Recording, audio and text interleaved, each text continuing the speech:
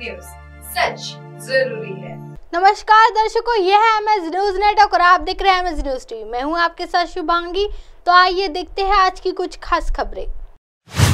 सोलापुर, महाराष्ट्र पारंपरिक कांग्रेस की विरासत है। नाना पटोले, प्रत्येक पार्टी को परीक्षण करना चाहिए, हालांकि सीट आवंटन योग्यता के आधार पर तय किया जाएगा। विचाराधीन पार्टी की योग्यता के अनुसार निर्णय किए जाएंगे। पारंपरिक निर्वाचन क्षेत्र एक अलग मामला है, कुछ चीजें समय के साथ बदलनी जाती है। सीट आवंटन को लेकर हमने कुछ कमिटियां बनाई है, मेरिट के आधार पर इस चर्चा की जाएगी। महाराष्ट्र परंपरागत रूप से कांग्रेस का है, कुछ लोग हमसे अलग पैदा होते हैं, लेकिन महाराष्ट्र एक पारंपरिक कांग्रेस बनी हुई है। विदर्भ में सिर्फ कांग्रेस है, इसलिए आज ऐसी चर्चाओं का समय नहीं है। कांग्रेस विधानसभा क्षेत्र में अपना सांगठनिक ढांचा बनाने जा रही है, हर पार्टी का यह अधिकार है। समीर वानखेड़े टीम मुख्यालय गए और टीम लीडर से मिले। उसके बाद पूछताछ शुरू की गई। इसमें कुछ है दाल में काला। राज्य में बीजेपी के नेता कह रहे थे कि अगर समीर वानखेड़े के बाल भी बाल लग जाएंगे, देखेंगे। अब सीबीआई और ईडी की केंद्र सरकार के दो बंदरगाह बन गए हैं। सीबीआई समीर वानखेड़े से पूछताछ कर रही है, क्यों, क्या हुआ। मोहन भागवत से मुलाकात के बाद ससे मीरा ने जांच क्यों वापस ली। इसमें कुछ बातें सामने आएगी, इसमें कुछ छिपा है, कुछ बात संदिग्ध है। वानखेड़े के पास कुछ ऐसी चीजें है जो बीजेपी और संघ को कमजोर कर सकती है। टीम मुख्यालय जाकर ही उन पर हो रही जांच के मसले को सुलझाना जरूरी है। आखरी हा जो निर्णय तो मेरिटवर होणार आहे आणि त्याच्यामुळे काँग्रेसची भूमिका एकदम स्पष्ट आहे। काँग्रेस महाराष्ट्रामध्ये कुठलंही कारण नसताना जे बीजेपी वाढली आणि महाराष्ट्राला काळीमा लावण्याचं काम मी काल पण सांगितले की संविधानिक व्यवस्थेच्या खुर्चीवर राज्यपाल म्हणून भगतसिंग कोश्यारी यांना बसवलं आणि त्यांनी या राज्याच्या महापुरुषाचा, देशाच्या महापुरुषाचा अवमान कसा केला ते आपण सगळ्यांनी पाहिलेलं आहे। अर्धा डझनपेक्षा जास्त मंत्र्यांनी शाहू फुले आंबेडकर विचाराला त्यांनी एक प्रकारचा शिवा घातलेला आपण पाहिला। एका मंत्र्याला तर लोकांनी काळीक पोचलं त्याच्या तोंडाला याच कारणामुळे। त्याच्यामुळे महाराष्ट्राचा अवमान हा जो सातत्यानं होत आहे आणि देशाच्या संविधानिक व्यवस्थेचा जो अवमान होत आहे, या सगळ्या गोष्टीची चिंता काँग्रेस पक्षाला आहे। आणि म्हणून काँग्रेस पक्ष महाराष्ट्रामध्ये बीजेपीला कसं परास्त करता येईल त्याचा एक प्लॅन काँग्रेसकडून चाललेला आहे। त्यामुळे ज्याचं मेरिट जिथं असेल त्या मेरिटच्या आधारे निर्णय होतील। पण मग जे पारंपरिक मतदार आहेत त्यामध्ये कुठेतरी फेरबदल होतील अशी एकंदरीत शक्यता आपल्याला असं आहे।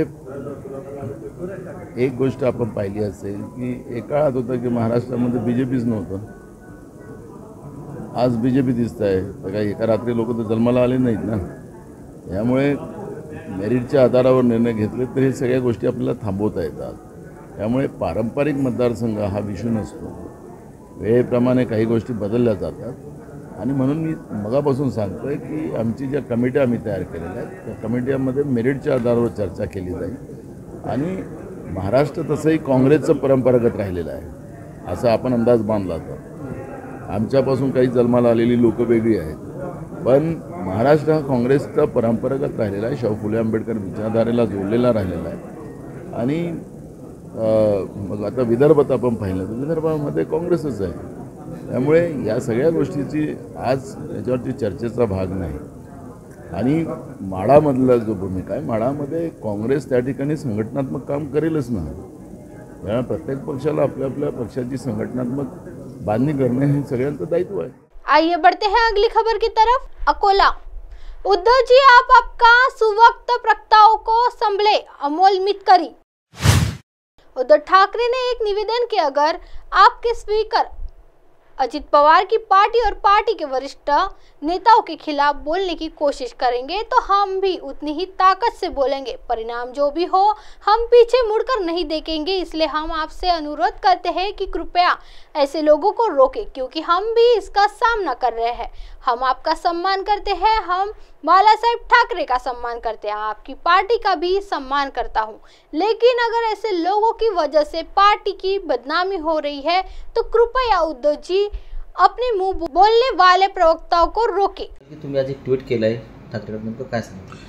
मी उद्धवजी आणि आदित्यजींना नम्रतापूर्वक विनंती केलेली आहे की उद्धवजी, आम्ही तुमच्या पक्षाच्या, तुमच्या पक्षचिन्हाचा, वंदनीय शिवसेना प्रमुख बाळासाहेब ठाकरे यांचा प्रचंड आदर करणारी लोक आहोत, सन्मान करणारी लोक आहोत. मात्र आमच्या राष्ट्रवादी काँग्रेस पक्षाने तुम्हाला वेळोवेळी संकटाच्या काळात भरपूर साथ दिलेली आहे.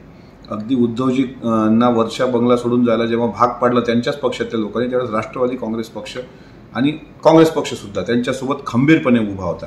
आता महाविकास आघाडीची एकजूट झालेली आहे आणि परत जर कोणी सभा घेऊन व्हिडिओ दाखवून, पहाटेच्या शपथविधीचा व्हिडिओ दाखवून दादा हो करत असेल, किंवा मग नंतर DNA तपासा कोण मोठा भाऊ आहे असं जर राऊत साहेब म्हणत असतील, तर मला असं वाटते की शेवटी त्यांना बंधनं नसतील तर मग आम्हालाही बंधनं नसावेत. आमच्या पक्षाबद्दल, आमच्या पक्षाच्या वरिष्ठांबद्दल, अजितदादा असतील, जयंत पाटील साहेब असतील किंवा आणखी कोणाबद्दल जर तुम्ही बोलत असाल, शेवटी अजितदादाबद्दल जर तुम्ही बोलत असाल तर आम्ही कसं शांत राहणार. त्याच्यामुळे मी विनंती करतो उद्धवजींना की आपण आपल्या वाचाळ प्रवक्त्यांना आवरा, नाहीतर आम्हाला पण बोलता येतं, पण आम्हाला पक्षाच्या मर्यादा आहेत. आइए बढ़ते हैं अगली खबर की तरफ। भीड़, कलेक्टर कार्यालय के बाहर एनसीपी कार्यकर्ताओं का धरना प्रदर्शन। ईडी के जरिए एनसीपी के प्रदेश अध्यक्ष जयंत पाटिल से पूछताछ की जा रही है और इसके बाद महाराष्ट्र में एनसीपी कार्यकर्ता सड़कों पर उतर गए हैं। जहां विभिन्न स्थानों पर विरोध प्रदर्शन हो रहे थे, वहीं भीड़ के कलेक्टर कार्यालय के बाहर राष्ट्रवादी कांग्रेस पार्टी की ओर से भाजपा सरकार के खिलाफ नारेबाजी की गई है। राकांपा कार्यकर्ताओं ने आरोप लगाया है कि भाजपा परीक्षक मंशा की कार्रवाई कर रही है। चेतावनी दी गई है कि प्रतिशोध की कार्रवाई तुरंत बंद की जाए, अन्यथा एनसीपी कार्यकर्ता सड़कों पर उतरेंगे। आज जयंत पाटील साहेबांना ईडीने जी दुसरी नोटीस दिली त्या संदर्भात आम्ही संपूर्ण महाराष्ट्रात या सरकारच्या विरोधात निदर्शनं करत आहोत आणि जिल्हाधिकाऱ्यांना निवेदन देत आहोत। काय मागणी करता या आंदोलनात? या आंदोलनातनं जे भाजप सरकार सूडबुद्धीने जे राजकारण करते, विरोधी पक्षाच्या नेत्यांवर ईडीची चौकशी लावते, त्या संदर्भात त्यांच्या विरोधात आम्ही हे आंदोलन करतो। अब आप हमारे चैनल को आपके मोबाइल पर भी देख सकते हैं। मोबाइल ऐप पर देखने के लिए play store MS News T apps download करें। इंस्टा, ट्विटर, हाइकू, फेसबुक और कई सोशल मीडिया के प्लेटफॉर्म पर हमारा चैनल उपलब्ध है। आप इसे यूट्यूब पर भी देख सकते हैं। आप हमारे चैनल को लाइव भी देख सकते हैं www.msnews3.com पर। फिलहाल वक्त तो चला दर्शकों ब्रेक का। ब्रेक से लौटने के बाद देखिएगा देश और दुनिया की तमाम खबरें। बनी रही है MS News TV पर। नमस्कार।